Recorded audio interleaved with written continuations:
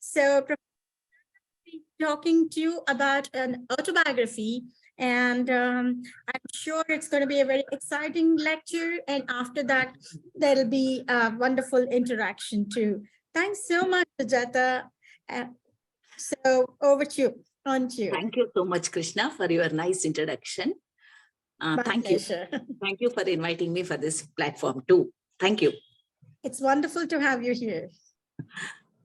Very nice of you to say that. It's my pleasure too. Thank you. Thank you. May I take over? Sure. On to you. Thank you. Good morning, everybody. Is there anybody here? Apart from me? Good morning, ma'am. Very good. I can't see anybody's face. I don't know why is it so. Apart from me, I can't see anyone else. You should go for the gallery. Should I go for the gallery? Yeah. Only then you can see it. I used to see you people earlier. I don't know. Okay, anyway, doesn't matter. Good morning, Sujatha. Good morning. Hello, Shivganga. Yes, yeah. Yes. Good morning, Pa. May I mean, make myself invisible so that others will be visible? That's what I want to see, the others. I mean to say, you people.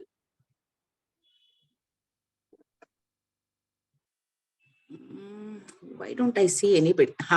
Now I think I can see all. Okay. I learned from Dr. Professor Krishna that today is last but one day, I believe, right? Of your refresher course. Yes, ma'am. And yeah, I can see a few of you with whom I am familiar too. One is Shivganga. There are also other names that I could see.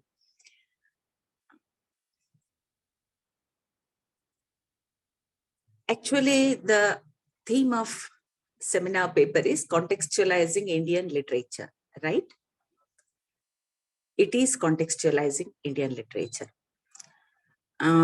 With all my thanks to Krishna, I was quite occupied, but then it's actually an opportunity for any teacher to interact with fellow colleagues. And this platform in a way allows me to think loudly. That's my hope. With that, I thought I'll share with you my experience of reading an autobiography of an Indian woman from Assam. Okay.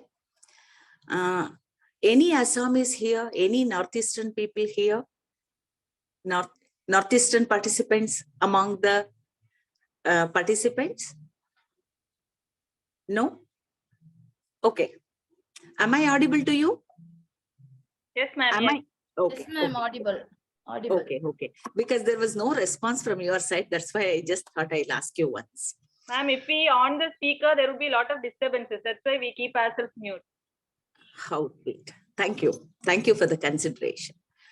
Anyway, I just was sharing with you that I intend to discuss with you an autobiography by a Northeastern writer who is the only Jnanapitha award winner, woman winner, that is woman writer in Assam literature. That is Indira Goswami. By now, many of you who are ardent readers of literature must have guessed that it is none other than Indira Goswami.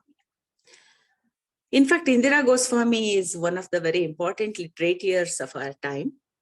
Though she is no more now, she passed away in 2012. And this woman writer has impacted the literary world in such a way that she has won many accolades, literary accolades for her credit. Prince Class Award from Netherlands was given to the only one Indian, that is Indira Goswami, along with her Jnanapitha Award winning in 2000, and then 2004, she was given Padma Shri, which she politely rejected, saying that she has already received the highest award of literature. Okay, that's Jnanapitha. And then, of course, Kendra Sahitya Academy and many of the universities in Assam and around in Gujarat and other places have given her D.Lit awards for her literary contributions in literature. How do we contextualize Indira Goswami's autobiography in today's world? Actually, Indira Goswami published her autobiography maybe in 68. It was the autobiography that I am talking about is an unfinished autobiography. She also has written other pieces of autobiography like Pages Stained with Blood. And there are also many novels that she has written, which are in a way autobiographical only. She has aptly named her autobiography an unfinished autobiography. In a literal sense, no autobiography can be a finished autobiography because however much a writer would write about one's own life, after he stopped, there will be something about the writer which will remain unsaid. It's an unfinished autobiography. In fact, this published work was not written together. It has 3 sections in it. Life is no bargain, and then Down the Memory Lane, and the third part is City of Gods. Okay, that's how she divides her autobiography. When I say that Indira Goswami's autobiography is relevant to our time, what I would note in her autobiography is these 2 important strains of thought. Okay, what are they? One is, even from childhood, even when she was in the at the age of 8, 9, 10 itself, she was haunted by this idea, haunted by this feeling of agony and despair. When you hear that, you might feel that maybe she was from not a very congenial or not very comfortable background she has come. No, actually, Indira Goswami was the daughter of a man called Umakanta Goswami and Ambika, her mother's name is. Umakant Goswami was a great academician. He had a brilliant academic record with many accolades to his academic achievement. And he was a director of the Public Instruction Committee or Education. Okay. And he drew a lot, he commanded a great respect from both Indians and Britishers as well. He was given medals for his merit from British government. Such was the credit of Umakant Goswami, and they owned a satra in Assam. Satra is a sort of a village, I can say. A very rough translation of satra could be a village. He owned it. Indira Goswami says that her ancestors came from Kanauj of UP to Assam and settled at the southern part of Assam, southern part of Brahmaputra river. One thing about Indira Goswami's autobiography is throughout her narration, we find in many, many, many rivers, starting from Brahmaputra to Yamuna in the city of God, that is city of Braja, Mathura and Vrindavan. You know what? Actually, she was from a very, very rich family. Her ancestors, her father had donated a piece of land for an educational institution to establish an educational institution. And then her grandfather had owned 5 elephants. There is a story that Indira Goswami shares with her readers that how her father used to move around on a platform which is hung to the tusks of elephants in his childhood.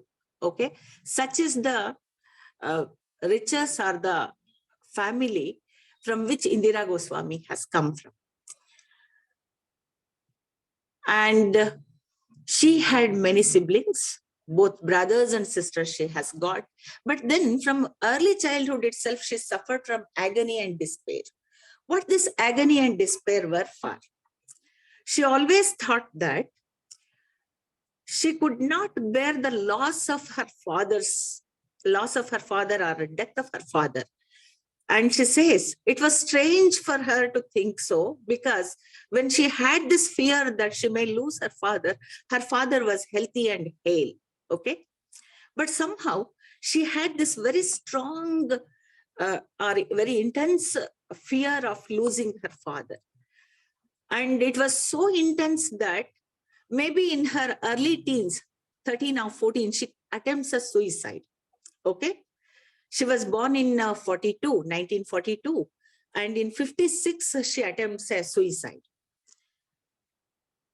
And actually, she says that she, in her neighborhood in Guwahati, she came, Shillong, not Guwahati, sorry, Shillong. She comes across a neighbor who was a lady teaching in a school where she studied. To her neighborhood was one waterfalls. It was called Crinoline Waterfall. And it had such intense depth that Indira always used to watch that deep waters. Maybe there was this instinct of waning away herself and escaping from the disturbance that she has had in her life must have haunted her very intensely. And in 56, she attempts suicide, but then she did not succeed. And painfully, she says, it's with pain and it's with the intense grief she shares that it was very hard for her to lead life those days, as she was hurt by this agony and despair. But then even she attempted suicide, which was an unsuccessful attempt, though it affected her appearance and it also damaged her health to some extent. And more than her physical health, she was deeply affected by the comments that her relatives, far and distant relatives, did on her persona. They even criticized her or doubted her integrity as a woman for committing suicide. Maybe she was with a child. Otherwise, why would she attempt suicide? That was the comment that her neighbor, her relatives did. Indira is deeply hurt by such, comments on the one hand, but then she knows life must go on, and to her utter surprise, she notes that after some time, she loses her father. True to her fear, he dies early. Actually, her mother was a second wife to her father, and she dies, her father dies in between. She even overcomes that kind of fear. If not fear, she doesn't commit suicide when her father dies. She bears it with a sort of a stamina. And then, that was the time when Indira Goswami has had, when her father was there were innumerable marriage proposals that came to her. I don't know whether any of you have witnessed, have seen Indira Goswami, one of the Jnanapitha Award winner one of the Jnanapitha Award winners in Indian literature. She is an Assamese writer, and this writer, when she comes across this kind of loss of her father, she doesn't commit suicide. She faces life as it is on the one hand. On the other, you notice that the marriage proposals that used to be there initially, they actually stop with the death of her father. Of course, they owned a satra once upon a time. They had great many riches, But by the Land Act that was introduced by Britishers, those lands were taken away by Britishers. But they were not without any property at all, not like that. They had property, and her father had a very influential post those days, Director of Public Instruction Board, And then with his death, the marriage proposals which used to come to Indira Goswami, one owing to her father's position, another to her extremely impressive good looks. She was a very beautiful woman, an extremely beautiful appearance she has had. And she was also very gentle. Maybe that had drawn attention of many, I believe. And she even speaks of many admirers and lovers who would aspire to marry her. But then with the death of her father, all marriage proposals stopped. And that is when Indira Goswami, mother becomes extremely upset with it, because her mother was younger to her father in age, and she did not have the worldly wisdom. Because she did not have the worldly wisdom, she could not actually make it possible that her daughter would get married to a proper groom whom she thought is deserving one. Then her mother takes her to one of the astrologers in a place called Navrang, I believe. Okay.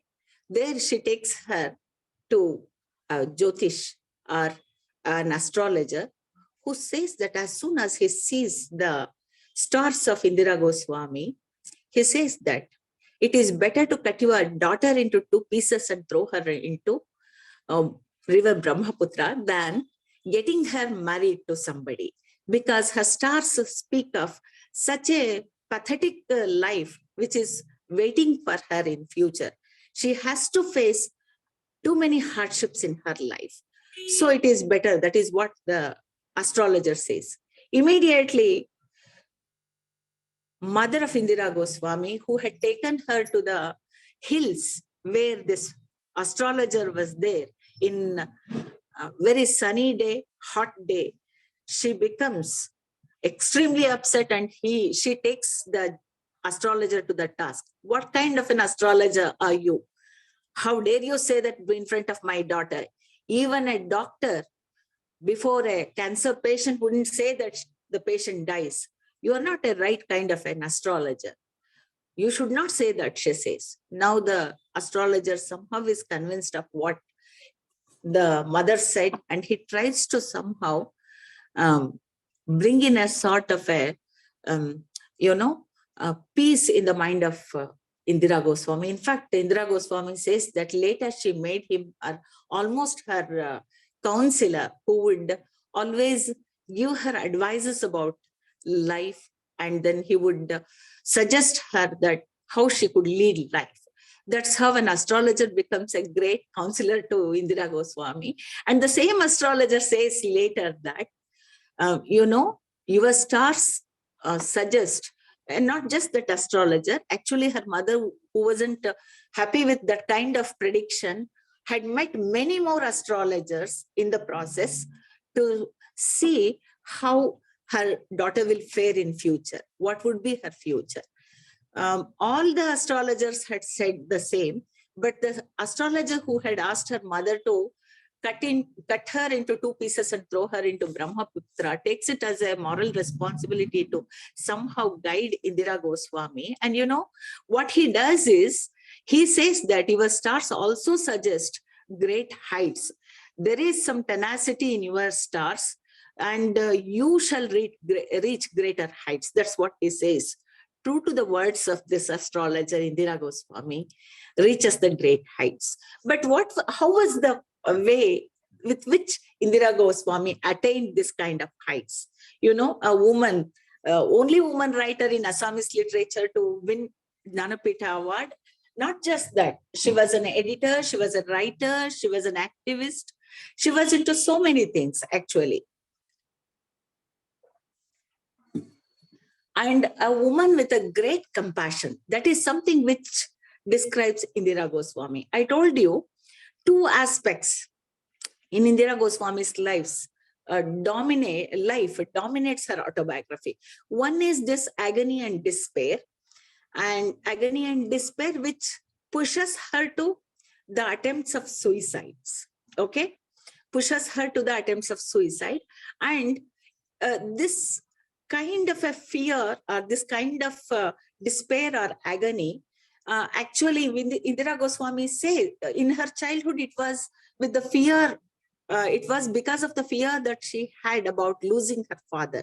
One thing, and then in later life, Indira Goswami, after many attempts from her mother, she could not get married to anybody whom her mother thinks is a deserving candidate. But there appears a young man in her life from Karnataka. Look at the kind of connections between an Assamese lady and a Kannada or Karnataka man, whose name was Madhavan Resam Iyengar. That's how she is Mamoni Resam Iyengar. Mamoni is the pet name that has been attributed to Indira Goswami in Assam. Okay. Madhavan Resam Iyengar was an engineer. He was an engineer who had gone to Guwahati in connection with a project which his company had appointed him for. There, Madhavan would go to his work in the mornings. In the evenings, he would come, and whose house was just opposite to that of Indira Goswami. By then, Indira Goswami's father had passed, and there were innumerable attempts from his mother's side to get her married off. But then the marriage didn't work out, and her mother was desperate to get her daughter married. But she was very particular that her daughter must marry an Assami and a Brahmin. Okay, she is from a Gosain family, Goswami, a Brahmin from Uttar Pradesh, Kanauj side. This Madhavan Resam actually makes a proposal to Indira Goswami of marriage to her mother, but Indira Goswami's mother with a contempt rejects it. Okay, but then frantically Indira Goswami, because no marriage attempt, by then she had also completed her PG, post-graduation, and she by then had established herself as a writer. Okay, there were in Assam who had recognized her as a well-known writer. And this young man, Madhavan Resam Iyengar, who observes Indira Goswami in her 21st year, who also was going to university by then, he sends a proposal to his mother after talking to Indira Goswami, which was rejected by her on the one hand. But then Indira Goswami notices that her life is going directionless, and her mother has become so pathetic and desperate. She, in an attempt to escape this kind of despair, she gets married to some Ahom young man who was also a very good-looking one. Okay, it was a court marriage, but then he had proposed her, but then the proposal was something which was accepted by Indira Goswami unthoughtfully. She accepts it and she goes for a, court. She goes to a court for a court marriage. And then after that court marriage, she comes back home without informing anybody at home. Her only attempt was to escape from this kind of disturbance. Every time she thinks of getting back to her, going to her husband, whom she had married in court, she somehow finds pretexts why she should not go to him. Okay. Sometimes it is her sister's sister's examination, next her brother's sickness. Some other time her own, doubts about going to that man whom she had married. And one fine day, she sees that a young man who himself was in a prestigious position, stopping her on the road, asking her to go along with him. Otherwise, he is going to make it an issue before everybody, as he is married to her in court. Now, without any way, Indira had to share it with others. Like her court marriage was quiet, her divorce with the man also becomes quiet.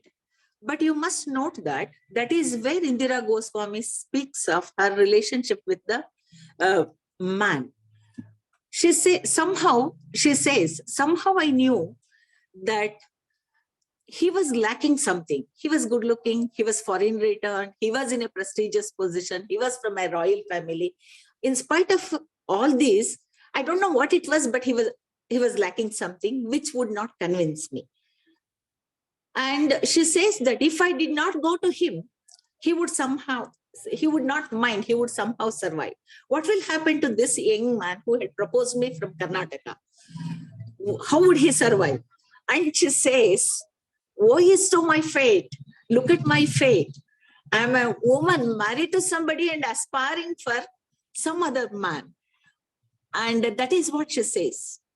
Actually, this has some significant. I narrated this incident from the life of Indira Goswami to make you familiar to one aspect of her life or her life story. What is that aspect? This aspect of her life story is extremely important, which is an awareness of body-spirit dialectic. Okay, body-spirit dialectic. Throughout her novels as well as her autobiography, you notice that she has written many novels like Eaten Howdah of Tuskar, and then Chinaba Shroth, Man from Chinnamasta, etc., etc. Throughout her novels, you find this very strong dialectic between body and spirit. Here is a woman, young lady of 21, who had married to somebody in court, but then she could not connect to him. But there was a young man who had proposed to her, and somehow with whom she had connected herself.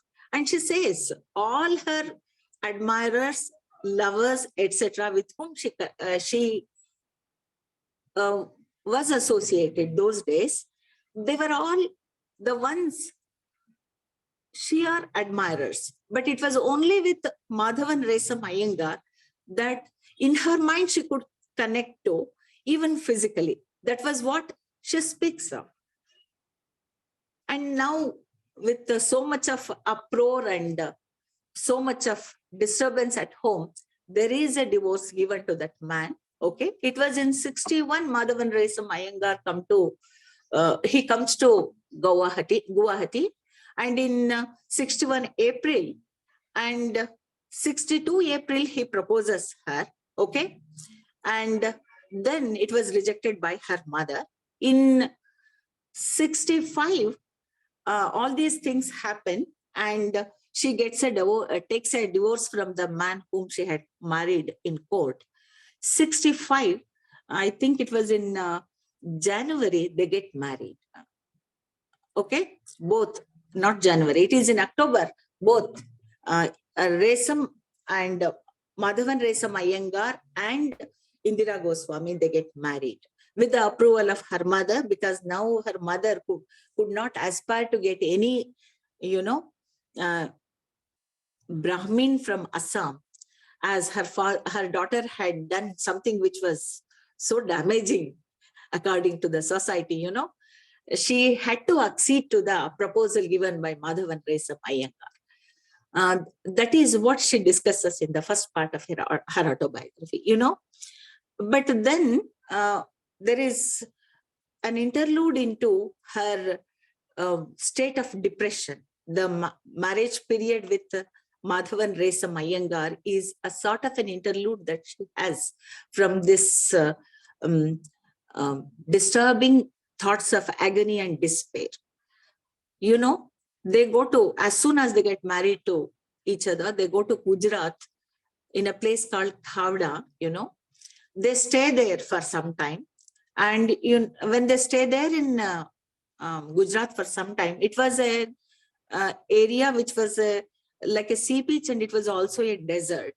But then the companionship that she had drawn from her husband was such that the desert becomes a beautiful place for Indira Goswami, you know. And actually, at one point of her life, she says, it is at this juncture she realizes that the justification of an individual life lies in living for others. Okay.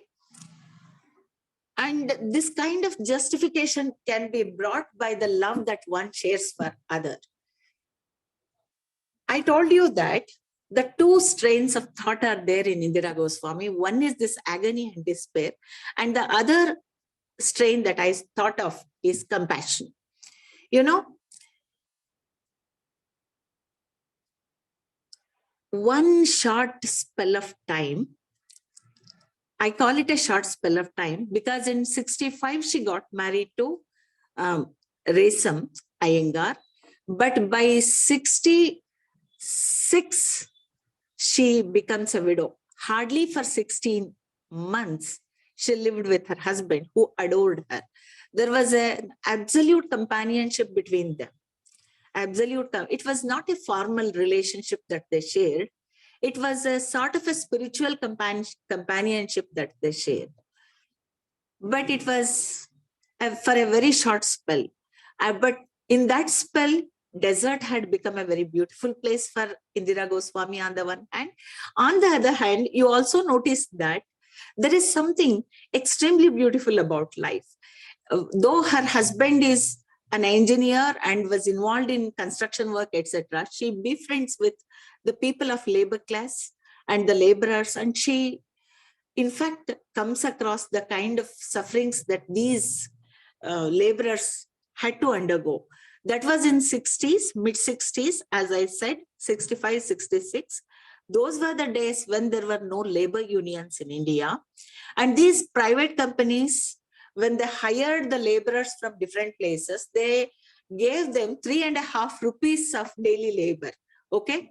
And these were piece workers. The laborers were called piece workers. They had to, work for these companies because there was poverty in their country. From villages, they would come, the headman would take up, a lot of, he would take up some bribe from these contractors, and he would send the piece workers. And the piece workers did not have any assurance for their safety or security. They had to labor.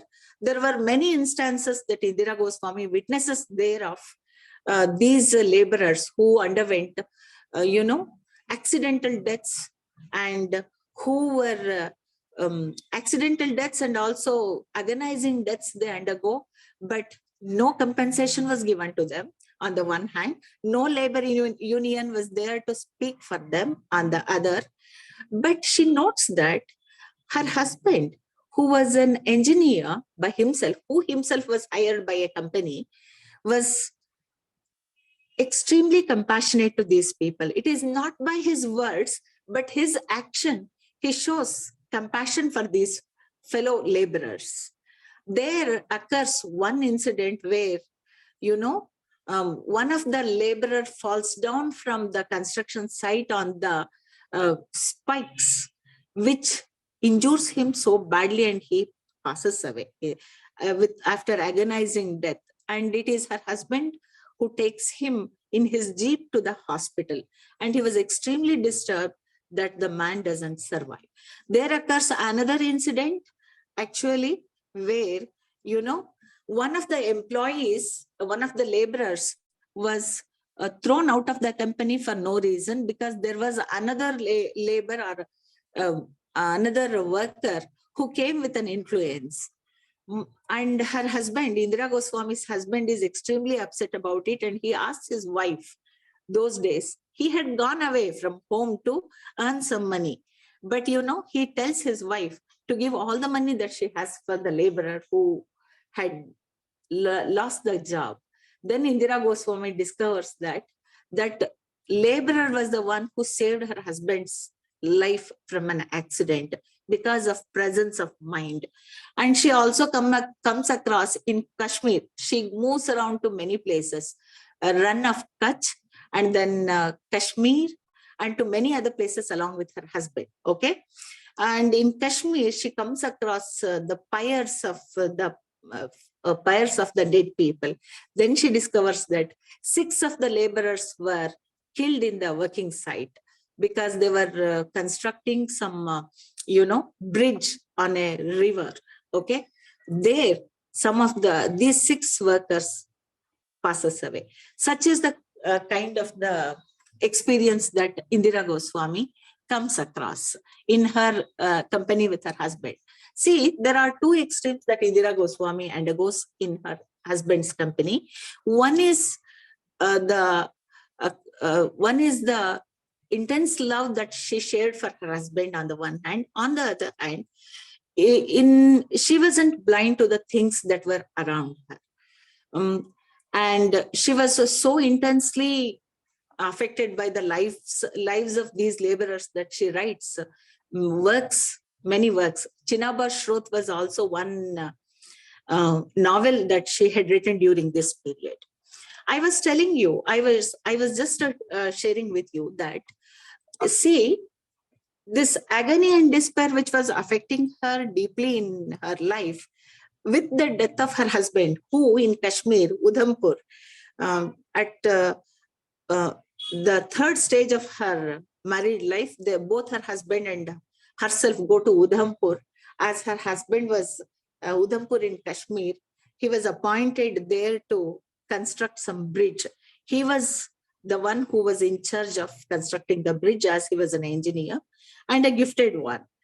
But the road to the construction site was so disturbing that she in fact comes across a very strange experience on her way to Kashmir.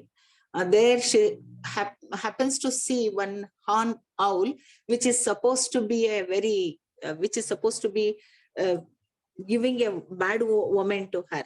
She even spells it out before her husband, but her husband does not accept it. He says, an educated woman like you, how can you trust those many things? He says, and how can you believe those many things? He says, and they move on to the working site and they stay there for some time.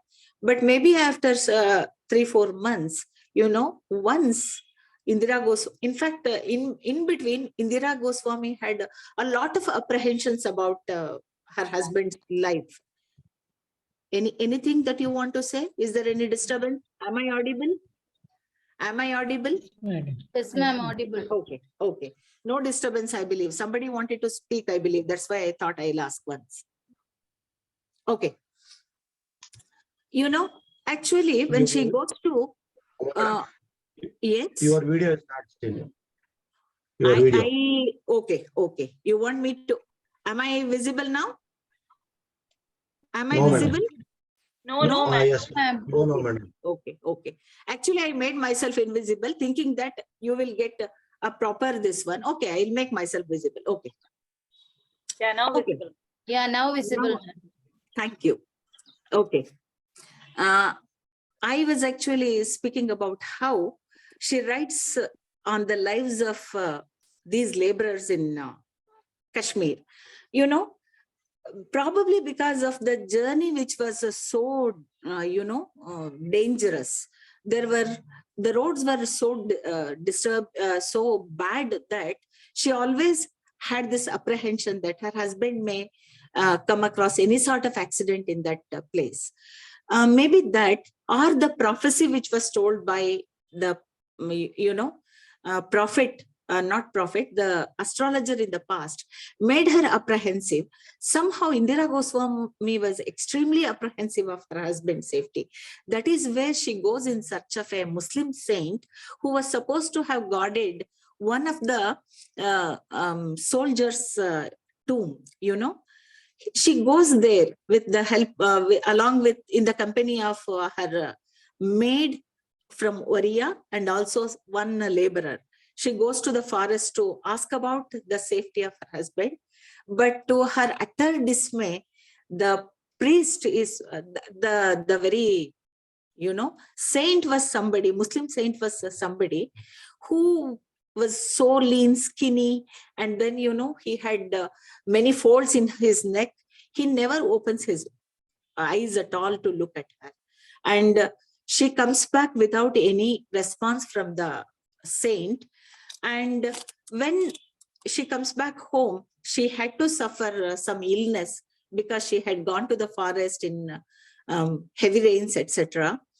And then one fine day, she comes across a holy man who comes to her door, and he says that, and in Kashmir, it used to rain incessantly, and her husband had to construct the bridges, and he was waiting for the clear sky, which wasn't available those days because of heavy rains.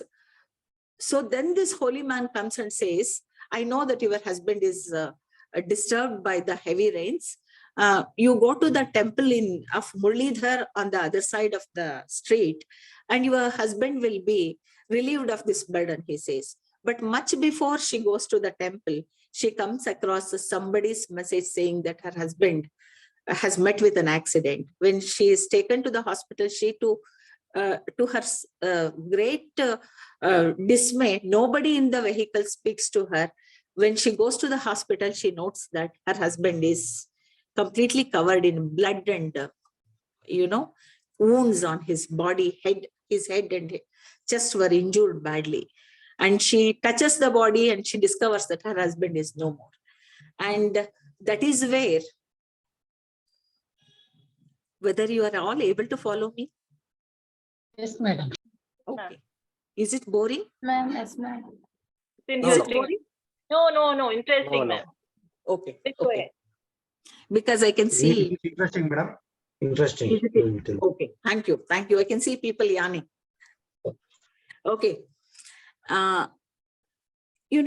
Actually, to her agony, she notes that her husband is no more.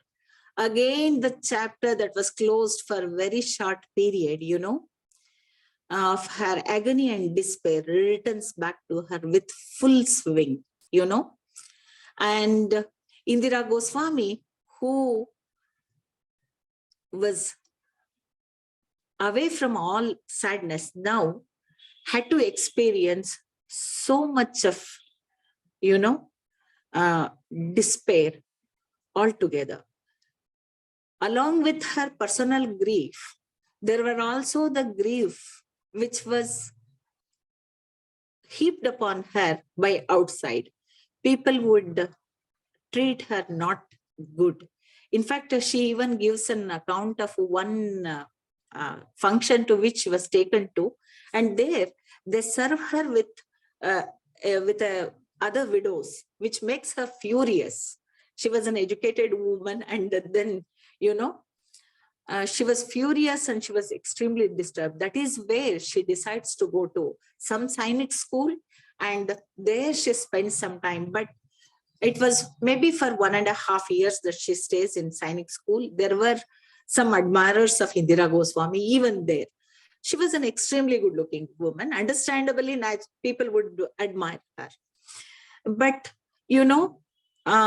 that is where she receives a letter from her teacher, Upendra Lekharu, Professor Upendra Lekharu. By then, he was a retired man who was in Mathura or Vrajabhumi, Mathura and Vrindavan.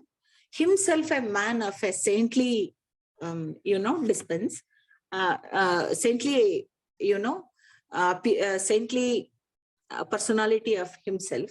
What he does is he writes to Indira Goswami asking her to go to Vrindavan and pursue her studies on Ramayana. Actually, she writes a book along with her fictional work. She also has written a book with the title From Ramayana from Ganga to Brahmaputra. That's another work she has written, which is a scholarly research done on Ramayana. There are many varieties of Ramayanas which are written throughout India. We all are familiar to varieties of Ramayanas, many versions, if not varieties, versions of Ramayana.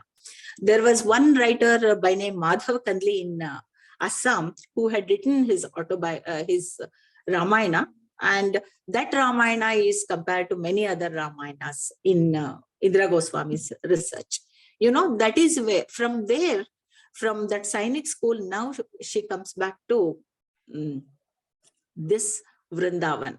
Actually, the third part of her autobiography speaks of this Vrindavan, or the city of Vraj. Okay, city of Vraj is actually a place, Mathura and Vrindavan, which is supposed to be a very sacred place for Hindus.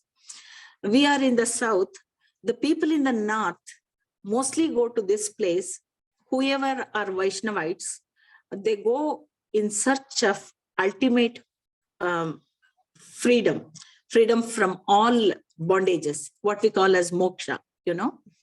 They go there. And that was also a place where Radha Shamis lived, you know. Who are Radha Shamis? The names seem to be very interesting, or even beautiful, but the city of Radha Shamis, or this Vrindavan, was a city which had many, many widows in it, many helpless, destitute widows who were living there in that city. People from Orissa, people from Bengal, people from Assam, people from even Delhi, Uttar Pradesh, etc. They all the widows who were destitute, who were abandoned by the families, they come and stay in that place to seek moksha, or they feel that they are connected to Lord Muralidhar or Krishna in different forms. Okay, there are also temples of Muralidhar, Krishna, Rangaji, many appellations given to, not appellations, names given with which we do recognize Vishnu. Okay, those are the temples where these Radha Shamis come and stay. And Indira Goswami goes there. And when she goes there with an extreme despair. And throughout her journey, she keeps thinking of her husband. She somehow wants to, you know, get in touch with any form of her husband, which is impossible. She is aware of it. She knows that there is no way that she can get connected to her husband, who was her soulmate almost. And there she goes to Braja. And in Braja, she notes that it's not just women. There are many men also. In their old age, they have come to Braja with the hope of getting salvation in their lives. Okay, they want to free themselves from bondages. And another aspect of Indira Goswami's autobiography is the ruins. From the very early days, you notice that Indira Goswami seems to be extremely interested in ruins and the dilapidated buildings. You know, why was her interest in that? You know, at one juncture in her autobiography, she mentions Firdausi, okay, Firdausi, this Persian writer, who says that never was Sita seen without clothes by anybody. When he says Sita, it is Mother Sita, Sri Ram's wife Sita, he means to say, never was Sita's persona was seen by anybody without clothes, as soul in the body cannot be seen. Okay, soul without the body cannot be seen. I give this instance to you. There is a connection between the ruins and the dilapidated temples or dilapidated constructions or buildings that Indira Goswami sees in her autobiography. With this connection is with that of her body-spirit dialectic. Okay, what do I mean by that? I mean by that these constructions, which appear to be these ruins of the temples, dilapidated buildings, you know, they actually are the kind of the marks of bygone days. Okay, it's not the buildings, it's not the dilapidated constructions which matter. There is something which appeals to Indira Goswami. There is some grace even in those dilapidated constructions. That is what Indira Goswami says. And after her husband's death, she was hardly 23, 24 when she lost her husband. And invariably, Indira Goswami at times was attracted to some young men who were quite, handsome, who were drawn to her at times. But then, Indira Goswami makes a distinction between her spirit and her, I wouldn't call it as passions actually. I would rather name it as her momentary attractions. Okay. She says that she gives an instance of an incident where she comes across one of her friends was accompanying her with her brother. That young man was a very good-looking one. Indira Goswami happens to sit with him. Initially, she says that in one of her in one of the instances, she says that initially she feels attracted to that young man, and she feels that it was as if a poem was created in her heart. But then, very soon the poem gets collapsed. That's what she says. Her heart got, it is like the building got crumbled. That's what she says,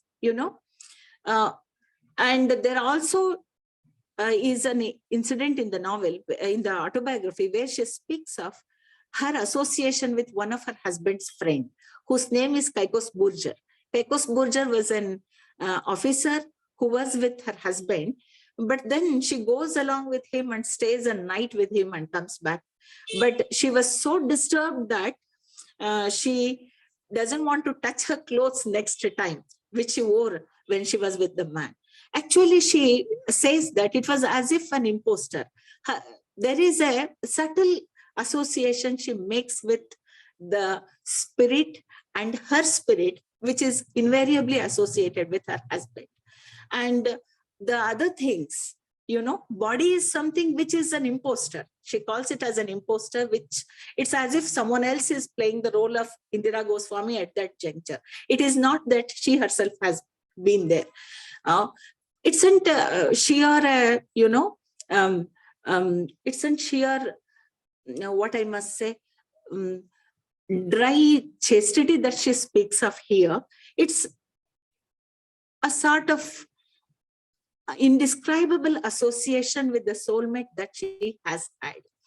And this kind of indescribable association with the soulmate that she has had must have allowed her to overcome the kind of, the kind of despair and agony which she underwent all her life. The despair and agony that she underwent all her life was something which had almost taken away her life spirit. There are some instances in the novel where she lives in a hovel. Hovel is, like your Ali, okay? Hovel in Vrindavan, along with her in the neighborhood of her teacher, Upendra Singh Lekharu. And in the hovel, the roof was so tall that her head could even touch the hovel. She lived like a princess in a very palatial bungalows early days. But then, she was somebody who was, who allows herself to live in these hovels. And in this hovel, to the roof of the hovel, there appears one deadly snake. Okay. And Indira Goswami feels at times that that snake would somehow come and kill her. Such kind of, death wish was there in her at times. In fact, after her husband's death, Indira Goswami says that instead of, she was 23, 24 then, she says that instead of the things which would decorate a woman, she used to have in her pocket, in her purse or in her bag, she used to have sleeping tablets. Such was the disturbance that Indira Goswami used to have those days. Any day she wanted to die.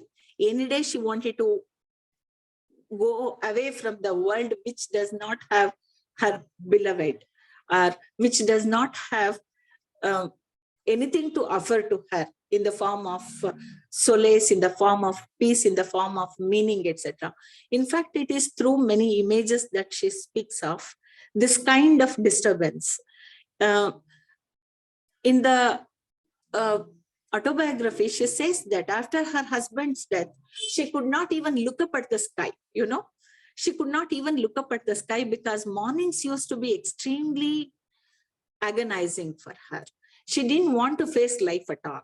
She didn't want to meet anybody at all. Such was her life. But then Indira Goswami is somebody who overcomes it by looking at the griefs of others. When she was so agonized in her own grief, she did not think only of herself. In fact, she writes a novel also about her experience in Mathura or Vrindavan.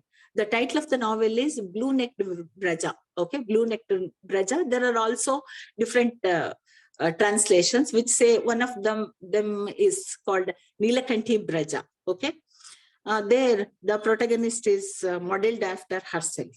Okay, let me get back to the idea that I was talking about. The idea is that actually agony and despair, which would have drowned her to nothingness, you know, she did not let it happen. Actually, Indira Goswami also comes across some of the holy men in her autobiography. Mauni Baba, Her Keryani Baba, and then Deboria Baba, etc., etc. Since Braja or Vrindavan was a place where holy people from Himalaya, holy people from Manasarovar used to come and stay there for their last moments. The people would feel that, like we believe in Hinduism, that Kashi is a place which gives salvation to an individual. If anybody dies in Kashi, one gets salvation. Braja is also supposed to be one such for Vaishnavites. So they used to come over there, and Indira Goswami goes and meets some of these people, but she never interacts with them. But she visits those many people. This kind of disturbance, which was there in her throughout her life. In fact, I have had an opportunity to interact with Indira Goswami over telephone and I was supposed to meet her. She is one of the autobiographers on which I have worked for my research. I was about to interact with her in person. Unfortunately, I could not, my first plan to meet her could not materialize for my own personal reasons, but later she underwent coma and she never came out of her coma. She passed away in 2012. When I had interacted her, I found her a very, very humane and a compassionate being who, then I was a young teacher. She was very kind to me, not just me. There is also a book which has come in the memory of Indira Goswami. And it speaks of the way Indira Goswami has been compassionate to many, many young people like that, you know. And this compassion is something which she has worked out on her own. That's what I want to emphasize on. Undergoing so much of, you know, agonizing experiences all her life, being lonely and seeing the kind of the dialectic that experiencing this agony by knowing the dialectic between body and spirit and how it torments a human soul is what she experiences. Beyond that, Indira Goswami overgrows this kind of, you know, this kind of tormenting agony, overgrows it, and she appeals to the mankind with her compassion. Her compassion is seen in the way she writes her autobiography. Her compassion is seen in the way she treated her fellow beings. Her compassion is seen in the way she was endearing to many fellow writers of Assam. Her compassion was also witnessed in the way that she writes her novels and short stories. So she was a very bold woman without any inhibition. She just protested the animal sacrifices that were offered in Kamakhya temple. Okay. And it caused an uproar in some traditional, conventional Assamese society. Okay. And her compassion is something which we also notice in the way she tried to become a, she tried to be a sort of a, reconciliator between government and the Bodos. Okay. And Indira Goswami did not succeed in being a reconciliator between the government and the Bodos. She also has written a short story with the title Jatra. Okay. Jatra, or a journey. Okay. Journey, which is about this Bodos issues. This compassion in Indira Goswami is what we see in the recent writer who has been writing, Dr. Jahnavi Barua, whose short stories, collection of short stories with the title Next Door, also speaks of varieties of experiences in northeastern region of India, where these Bodos are the localites who for many reasons are not treated by government properly, how they share this kind of dilemma and how their lives have been tormented by the violence that has been perpetrated in their lives by government as well as by the landlords. And amidst this violence, there is a compassion that the characters exude. Okay, the characters show an absolute compassion for the fellow beings that must have, I believe, its origin in writers like Indira Goswami, who was so compassionate despite her, pain, agonizing experiences that she underwent all her life. And her concern was actually to connect to the fellow beings, with compassion. Not even when she criticizes the characters from in autobiography or in her literary works, irrespective of a man or a woman, it is with compassion that she views those characters. She never becomes judgmental in all her writings, whether in her autobiography or in her fictional works. She was also a poet, and I believe that reading Indira Goswami would enrich us in this contemporary society, because contemporary India, where we have too much of sectarian mindset, which would only insinuate a sort of violence amidst us. A writer like Indira Goswami and even her personal experiences become extremely relevant to our society. That is where I would put a full stop to my talk and allow you to come out with your discussions or opinions or whatever it is. That's one autobiography which I loved so much. It's the reading of this autobiography, I feel personally has enriched me as an individual and as an aspirant of scholarship. I hope that I have been able to give at least glimpses of her autobiography with you people. Thank you. Thank you very now? Okay, thank you. I would like to ask you something.